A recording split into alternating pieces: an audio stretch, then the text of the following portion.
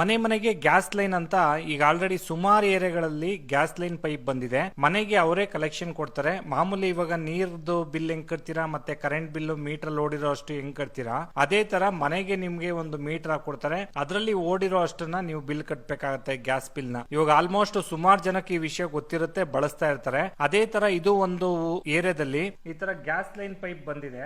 ಆದ್ರೆ ಇಲ್ಲೊಂದು ಜಾಗದಲ್ಲಿ ಆ ಗ್ಯಾಸ್ ಲೈನ್ ಪೈಪ್ ಓಪನ್ ಆಗಿ ಬೆಂಕಿ ಹತ್ಕೊಂಡ್ಬಿಟ್ಟಿದೆ. ಆಫ್ ಮಾಡಕ್ಕೆ ಆಗ್ತಾ ಇಲ್ಲ. ನೋಡಿ, ಮಣ್ಣು ಮರಳು ಎಲ್ಲ ಸುರಿತಿದ್ದಾರೆ, ಆಫ್ ಮಾಡಕ್ಕೆ ಆಗ್ತಾ ಇಲ್ಲ. ಸರ್ಕಾರ ಇದಕ್ಕೆಲ್ಲ ಗಮನ ಹರಿಸಬೇಕು.